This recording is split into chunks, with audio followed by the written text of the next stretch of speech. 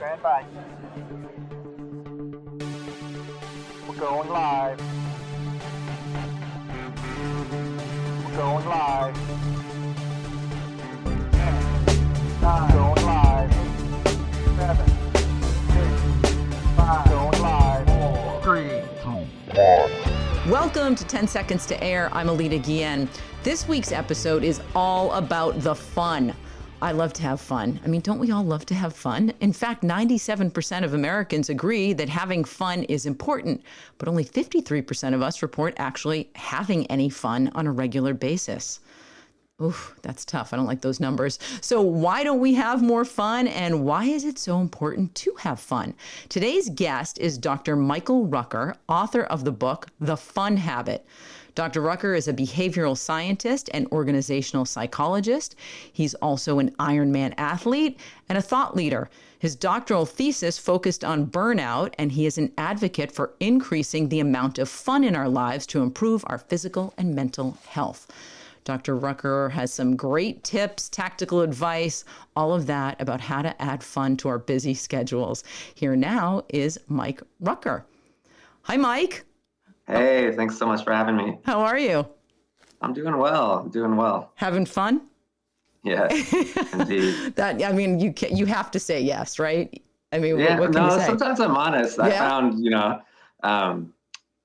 we talked about it a little bit in the pre-interview. I am a advocate of emotional flexibility. So, I think sometimes that canned answer can be problematic, right? Especially if there's that dissonance. So I'll tell you the truth. Ah, okay, good. Today is a good day. Good. We like the truth here on 10 Seconds to Air. All right, let's start with that first question. What goes through your mind 10 seconds to air, or 10 seconds before you're speaking on fun? Yeah, so for me, it's really been a shift. I think going into this process, I certainly had a message that I wanted to get out there. And now that it's been well received, it's almost helped accelerate my own maturity. I'm at midlife right now. And so, you asked me 6 months ago, I'd be like, I have this message and I want it to come out. And now it's very much, how can I serve the others that are listening? Because I feel this transition, it comes from a place of privilege, but I really do want to make sure that all of this hard work hits and is able to reach people where they are, so that, if they do feel burnt out or kind of just lost, and like, how do I, reconnect to the joy in my life that used to be there, that I'm able to provide that in a way that helps them, rather than just saying, I'm the fun guy, and, I did all this, interesting research, listen to me. And so that's where I'm at. I'm trying to think of the person on the other side and how I can be of service. Yeah. And where did you, why fun? Why was that your thing? There's a lot of different things that we can talk about, a lot of things you can pick in life, but you really picked fun. Yeah, for me, it was an interesting journey. It started in 2000. I got super lucky to get early access to a gentleman who's made a name for himself now, a gentleman by the name of Dr. Michael Gervais. He's a mindfulness expert. He's made a name for himself. He doesn't do it anymore, but he was a sports psychologist for the Seattle Seahawks and really helped Russell Wilson blossom during that time. And I got early access to him because I had this deep interest in peak performance. I had a big entrepreneurial win, and then I had a pretty dismal entrepreneurial failure, and I was trying to find my way. And he's a clinical psychologist that helps out entrepreneurs and peak performing athletes. And so I fell under his mentorship. And through that, just through serendipity, I got access to this budding positive psychology movement. And for folks that don't know what positive psychology is, it's essentially a facet of psychology that's grown out of the field to help people better themselves that don't necessarily have a clinical issue. Up until that point, we were really using psychology as a tool to help things like depression and anxiety. Yeah. But some of these principles really could be used by anyone to make them, perform better or feel happier. And I really latched on to this happiness sort of movement that happened at the beginning of the millennium.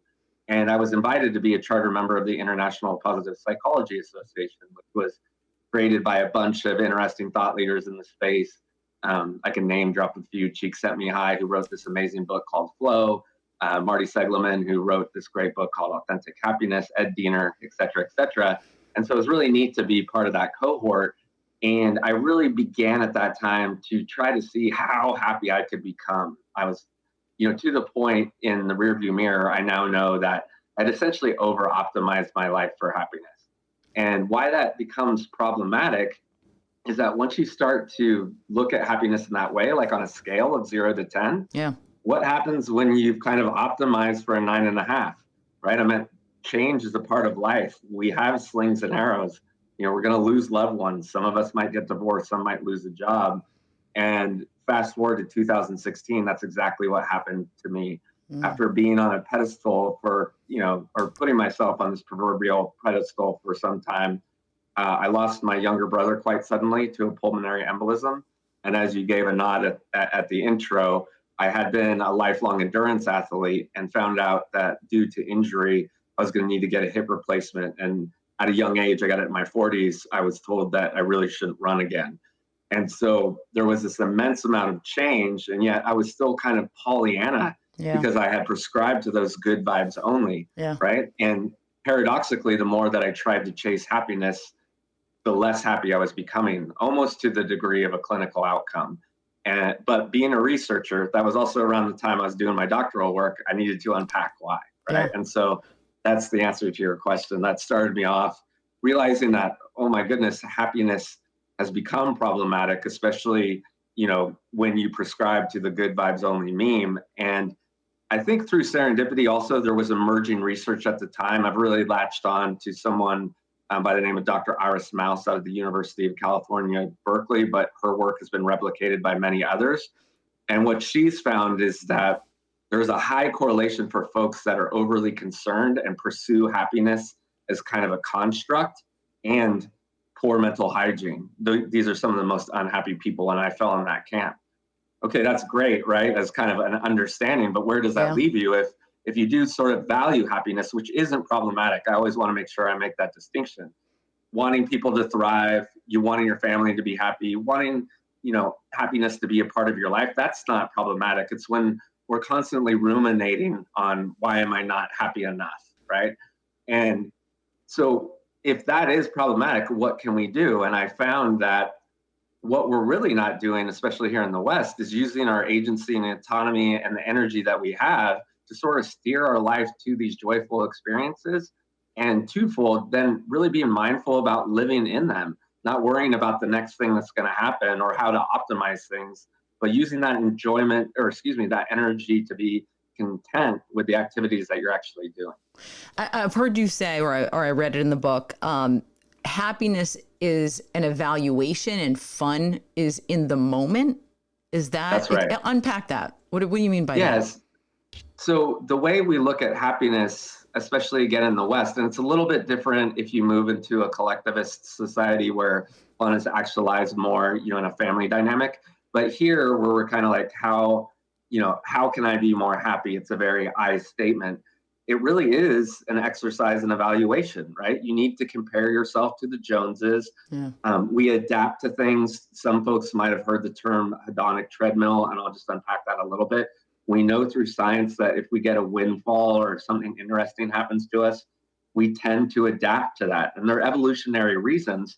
But for folks that are trying to, quote unquote, optimize for happiness, that becomes problematic, right? Because no matter what you gain in life, ultimately you're going to adapt to that and just want more instead of being focused on where your feet are and really being content with the things that you manifest yourself, right? And I don't mean that in a woo-woo sense.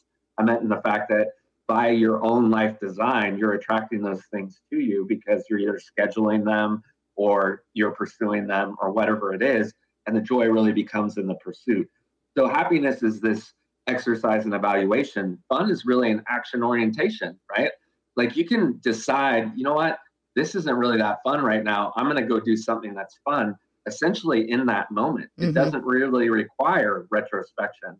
And so that's where the key difference is that almost all of us, even despite our emotional state, in the book, I talk about losing my brother. It doesn't mean that I need to go chase happiness. Despair and, mourning are appropriate responses that aren't necessarily quote unquote happy. Yeah. It doesn't mean I can't go enjoy time with my best friend, kite surfing if I choose to do that.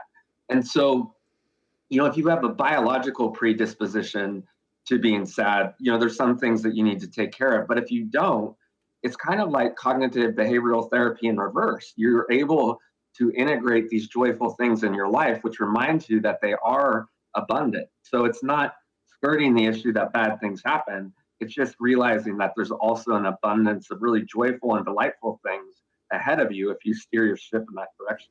Okay, so what I'm hearing you say, kind of, is the happiness is kind of the destination, but in the meantime, and there's a lot to that. That's not, I understand it. I wouldn't even frame it as a destination because Okay. that's where it becomes problematic. Okay. I tend to call it a byproduct. Okay. So Okay, once good. you're enjoying yourself, you don't even really need to think about, are you happy? You're essentially just know it. Okay. Because by your own design, you're enjoying the time that you have here. Okay. And so sometimes, especially for an entrepreneurial crowd, I would say that fun is a leading indicator because we can go, oh my gosh, I've had a lot of fun this week, right? It's right in front of us.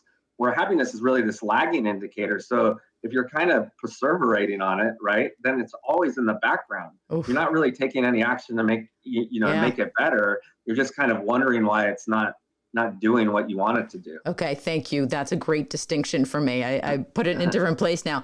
But I get to fun and I say, okay, that's living in the moment. That's doing things right now that I enjoy, that give me pleasure. I want you to get into a little bit, because we talked about this off mic, is the doctorate that you did and the burnout, because that to me is really the why that we need it. So it's perfect. Yeah, and just, I guess, so it was my practicum work with physicians. My doctoral thesis was on small and mid-sized business workplace wellness programs, but the practicum work I did to get my degree was helping out a major hospital group out of California deal with physician burnout. This particular group had lost a physician, unfortunately, to suicide, and so they knew that something dramatic needed to happen. And on that path of research, what really came to light was how important autonomy over our time is to our well-being. And since then, accumulating all this research, I think what is developing is a pretty straight line between the lack of joy in life and these high levels of burnout that we're seeing across all vocations. I'm obviously most familiar with physicians since they're who I studied. 2023 is the worst year for them yet, with 63% of physicians reporting that they're burnt out, and you're seeing all sorts of physicians leave the vocation. Some of that's probably due to the pandemic, but it's also because, of interesting headwinds like Press Ganey and the fact that, they're having these heavier caseloads as physicians leave. No matter what it is, the main construct is that they don't have agency over their time, right? And so you can look at physicians as kind of an example, but you're seeing that across the board. And it's a very North American phenomenon. Anyone that's on LinkedIn has seen these statistics over the last 6 weeks. We have yet again, I talk about it in the book, but it's been reaffirmed in 2023. We're second to last again in the developed world with regards to giving leisure for paid work. So we give 10 days for every year's worth of work. Micronesia is the only country worse than us, and they give 9. Wow. But what's even more telling is Wow. that even though we're so dismal in that area, only 50% of employees are even taking their time off, either because they're so busy or they just haven't prioritized leisure. So what I'm seeing is that we're emerging to find that leisure and fun is just as restorative as sleep, yet we haven't prioritized it yet the same way we had to completely reframe sleep in the 90s, right? If you recall back then, when hustle culture was prevalent, you would leave, you would have sleep deprivation as a badge of honor on your sleeve, right? And now you just don't see that anymore because we know if you don't sleep, your productivity falls off the cliff.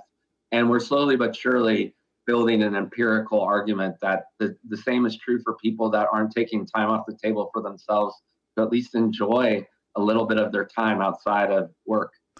I feel like so many people you talk to will say, I don't have time for that. I don't have time. I don't have time to have fun. Or they think if you're having too much fun, you're screwing around. You're not productive. What do you say to that?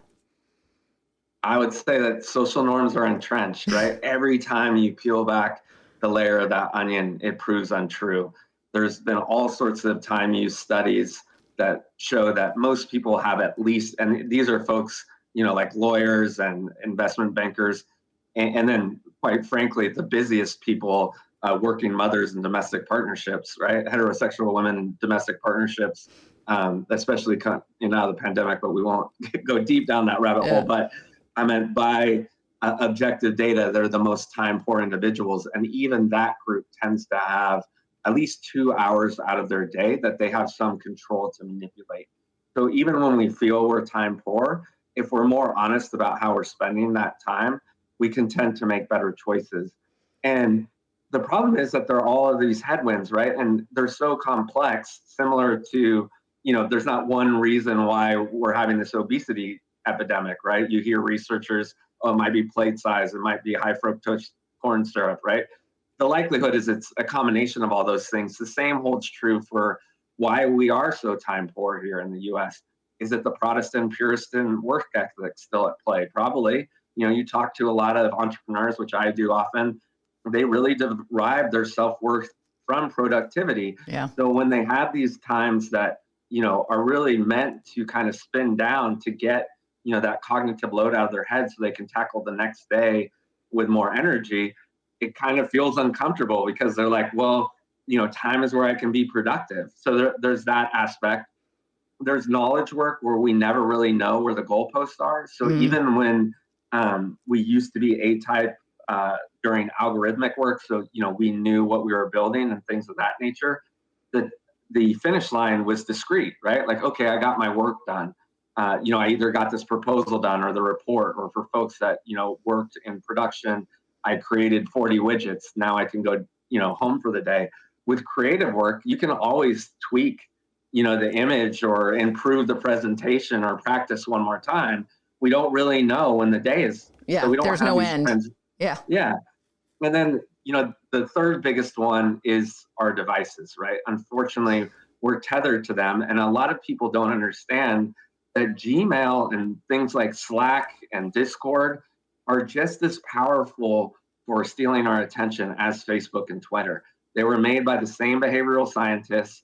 And when you see that LED light or hear that ding, you get the same itchy feeling because they're built with those variable rewards that want to bring us in, right? When we see that LED, it's like, what's behind that email? Yeah. Is it interesting or is it, and so all of these things kind of pull us in to this constant state of productivity without giving us any bumper rails to say, you know what, at least between 7 p.m. and 9 p.m., I'm going to enjoy this time with either my family, my friends, or quite frankly, for myself. Right. Gosh, that's so true. I mean, even just before we were talking and I'm setting up here, getting ready for you, an email pops in and I hear the ding and I mean, it's completely useless, but it derailed me to go look at that.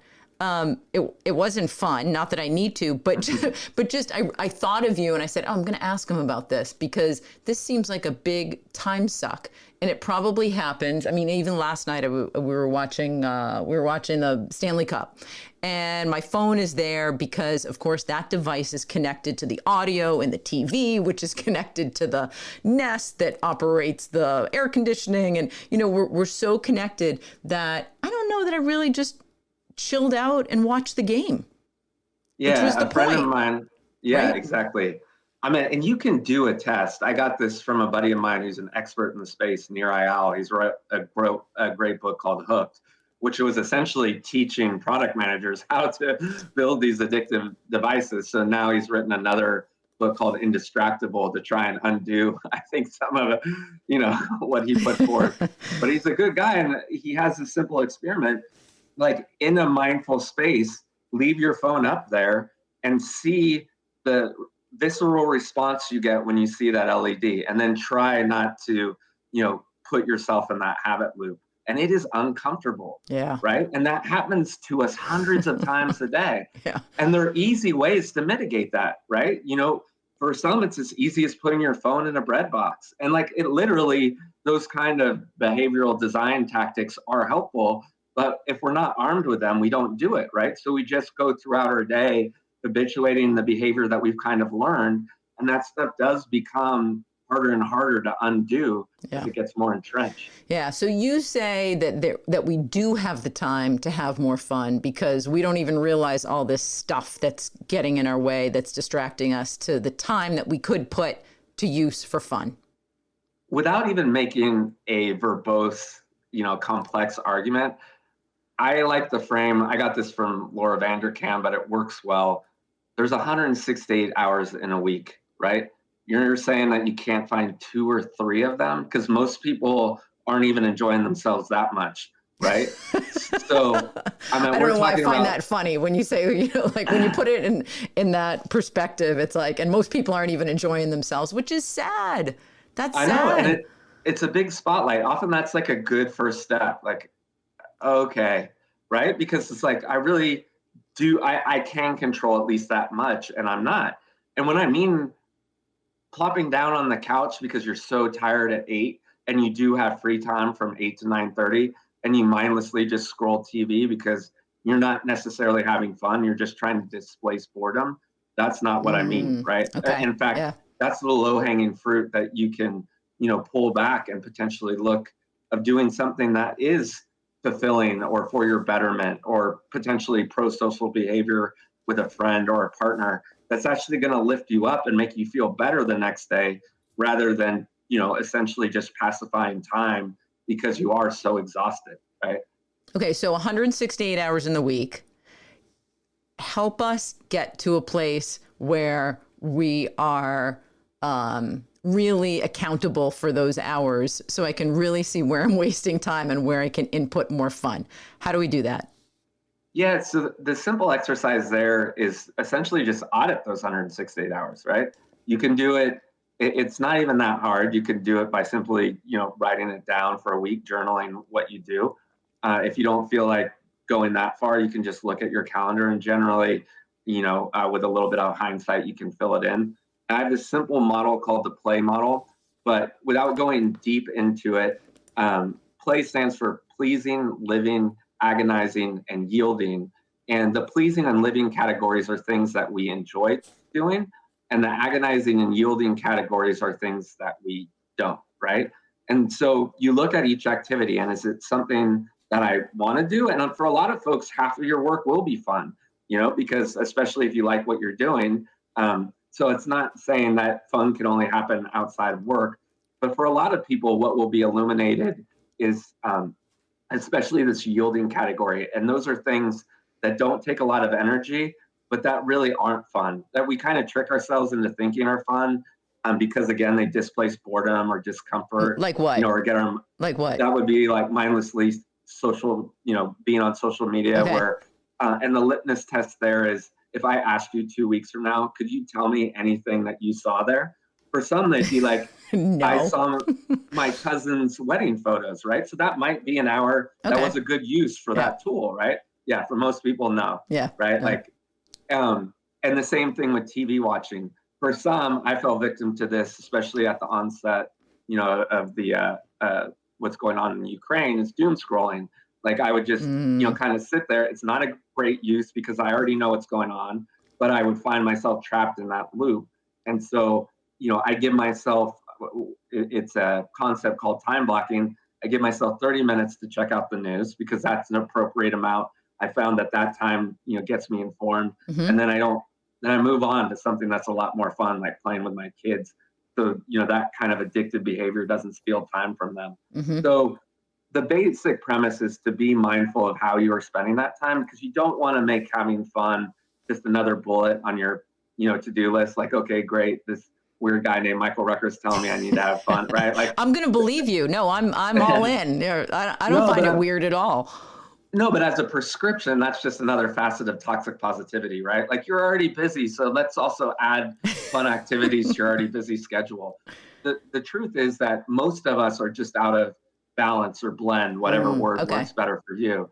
And a lot of us are also just pacifying that time. So, what was really interesting in context was spring break here in North Carolina was just a couple weeks ago. And I don't know how many parents just kind of blew through that week where there were these amazing opportunities to connect with their kids, but because they weren't premeditated about things that might be enjoyable for everyone, the week kind of just passed them by, right? And for the parents out there, you only get 18 years with your kids, right? Yeah. I mean, that's even scarier than 168. And so letting those opportunities pass you by, is an interesting metaphor for life in general, right? I mean, we have all of these missed opportunities. And if we're kind of operating through life mindlessly about how we are spending our time, or we fall victim too much to these social norms that always make us feel like we need to answer one more email, Yeah. then we're not taking time off the table for ourselves. And because I shared it with you, before the interview started, but there's amazing science to back this up. It's not just conjecture. One of the pieces of science that I like the most is rooted in the hedonic flexibility principle. And to unpack that for the listeners, the quintessential study here had a huge sample group, 28,000 people, amazing researchers, MIT, Stanford, and Harvard.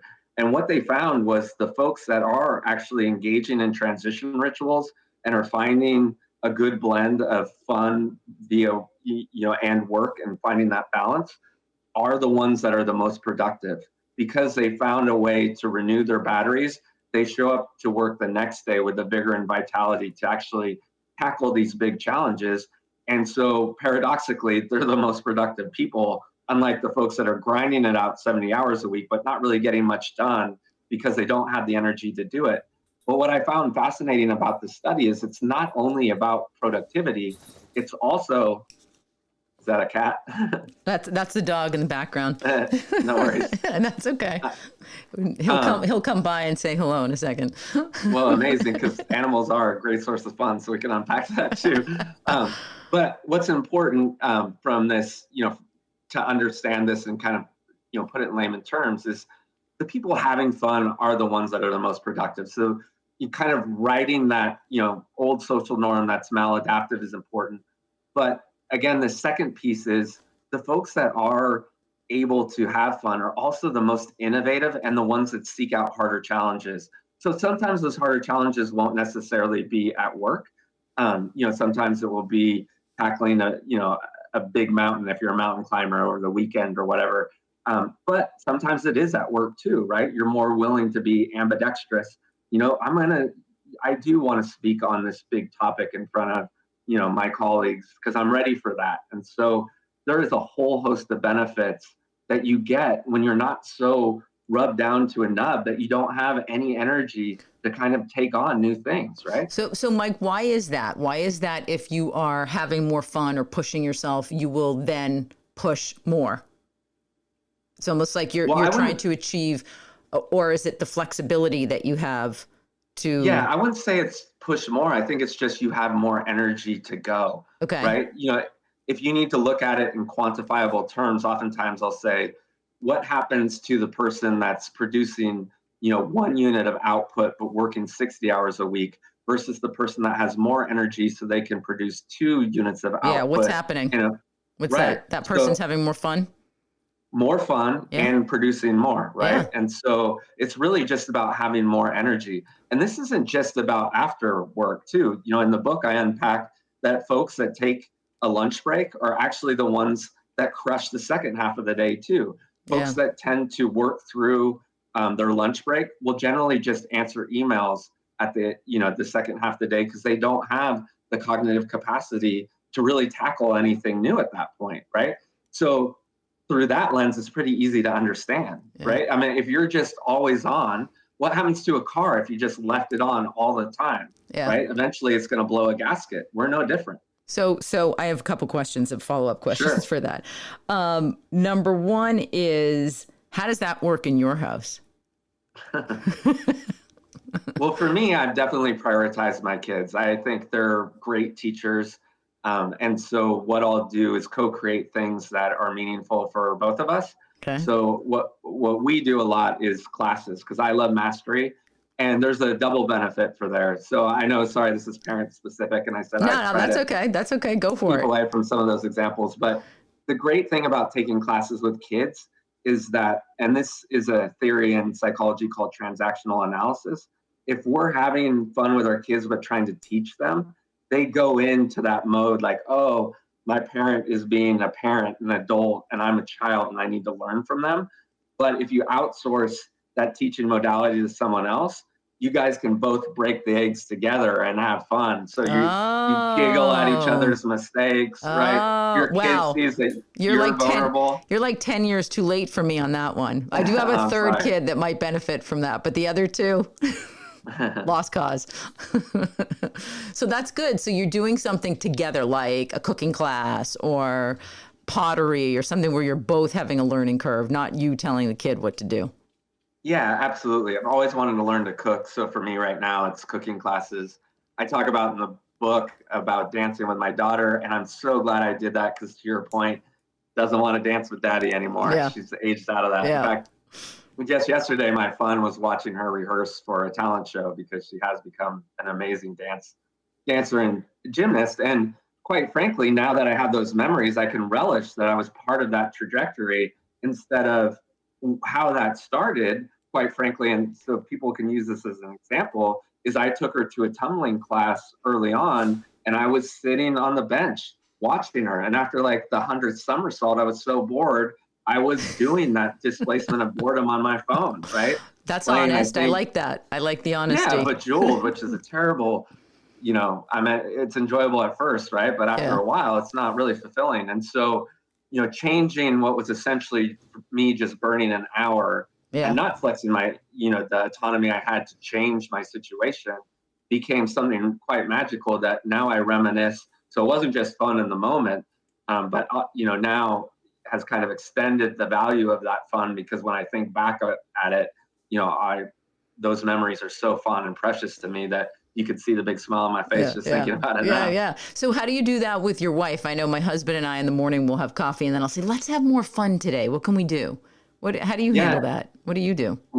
We have date nights. And so I unpacked this in the book too. What we did was we really wanted someone that could help quite a bit more, but we couldn't afford it. And so we found out a fractional employee that we could get, essentially just a babysitter that comes twice a week so that we can connect.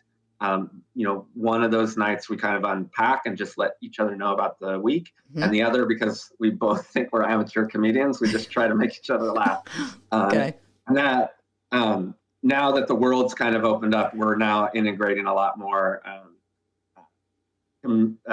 shows of comedians. So we've got Kevin Hart on deck, Joe Coy on deck. Oh, there's so many. That's fun. That's fun. Yeah, there's a lot of specials out there. Well, and I think they're all coming out of the pandemic and ready to tour. So it's been a good year for comedy.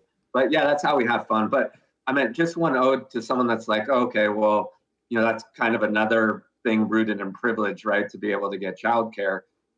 We also have play dates with other adults, which really saves a lot of money. And then that makes that date so much funner because we're like, well, we saved $80. How are we going to spend it? Right. Yeah. And so it doesn't necessarily need to be something that's extravagant. It could be something where you share that.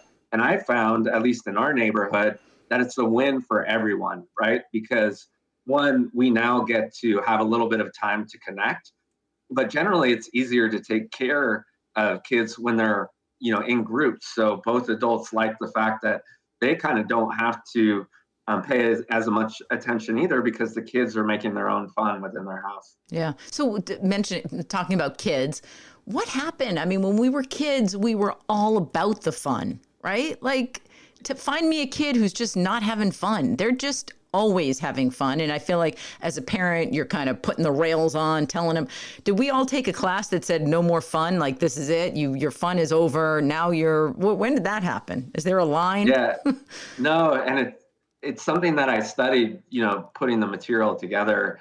And the problem is that right now, I mean, I think it's a phenomena that, has been there for quite some time, but in this particular era that some folks call the sandwich generation, it's especially true. And that is that we have all of this incoming information coming at us more so than ever, right? And we also have domestic duties that we hadn't had before. Now the fact that we're having kids a little bit older and that our parents are living longer, right? We're often now taking care of both sides of our families when it used to be that our parents oftentimes could help. Yeah, that's the sandwich. I just want to say that, Yeah, right? That's correct. what you're talking about. You've got your kids and you've got your parents and you're somewhere in between. You're the meat. Yeah. You're the thing meat that in holds there. it all together. Yeah. And so we are some of the most time poor folks ever, right? And what happens when we have all of this incoming information coming at us?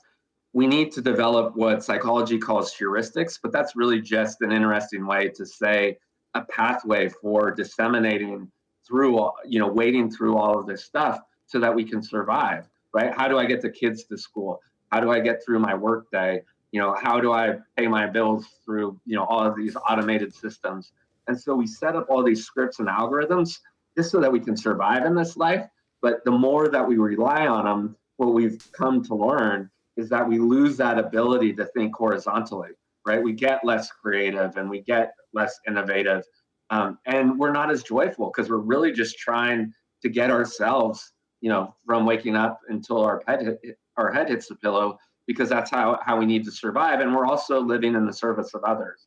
And so kids have this wide open playground, proverbial or literal, however you want to look at it. Yeah, totally. And so when I was researching the book, I would go to these experiential play areas.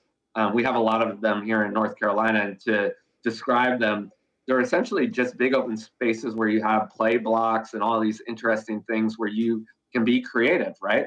And kids would run in with big smiles on their face into these areas, as soon as they would open, and start making these amazing things using their creativity.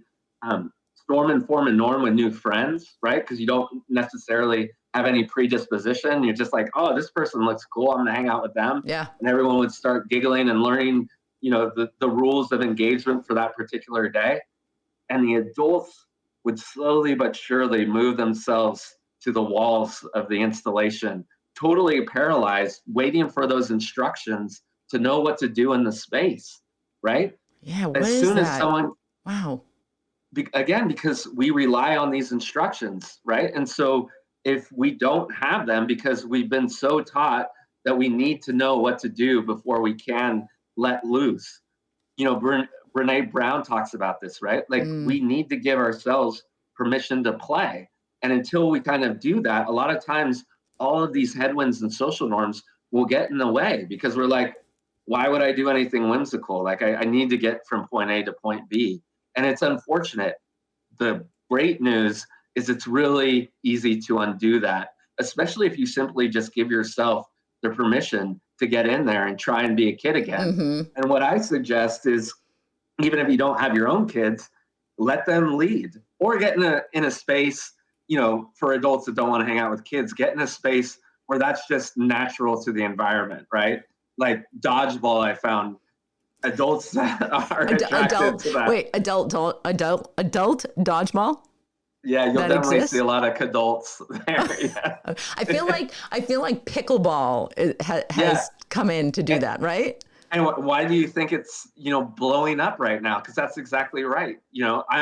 My day job is in the fitness industry, and we're watching it in pure amazement. And that's a lot, because sometimes folks aren't even there to play. They're really just there for social engagement. Totally. Unlike racquetball, that you had this blue ball coming right at your head. It's a lot more intense. No, the pickleball is that wiffle ball that really you could hit it as hard as you want and doesn't even go anywhere.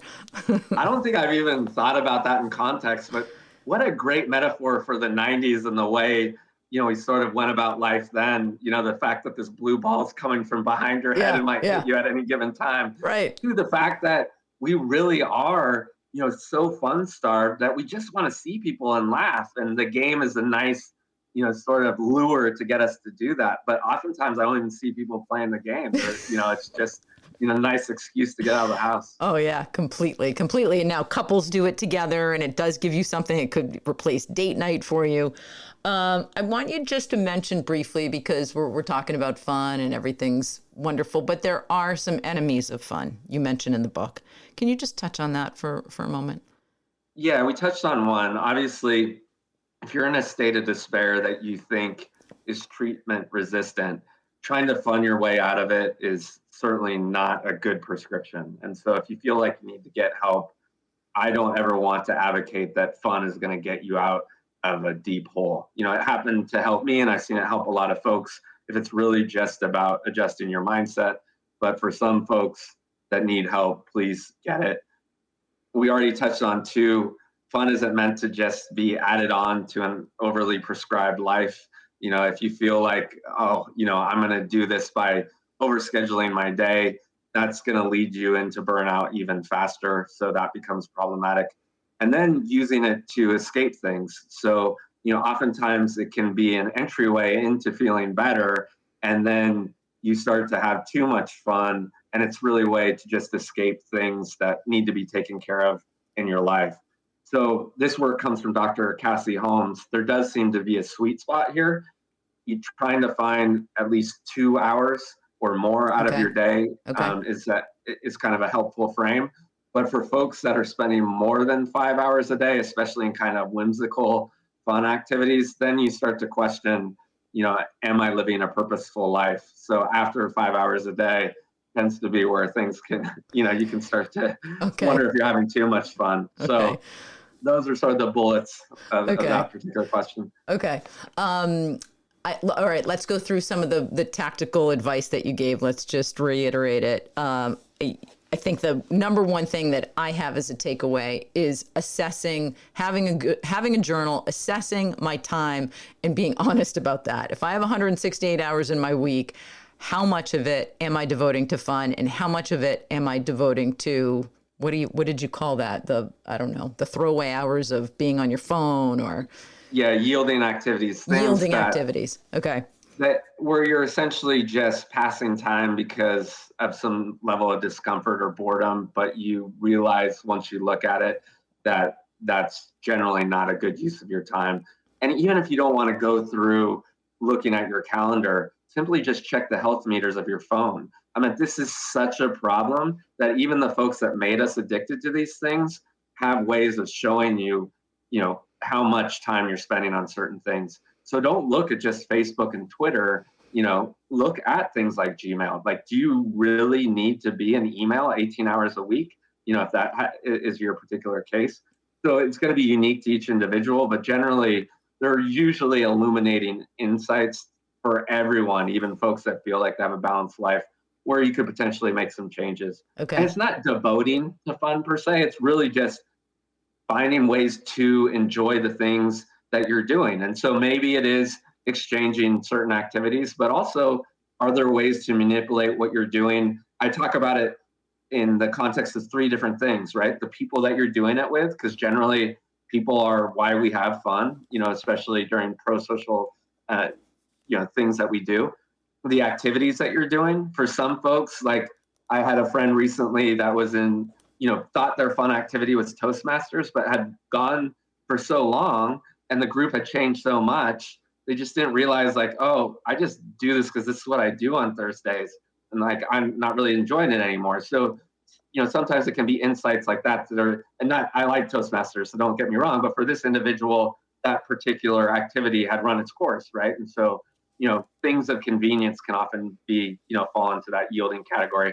And then doom scrolling and casually watching television. So again, I don't villainize shows that you love.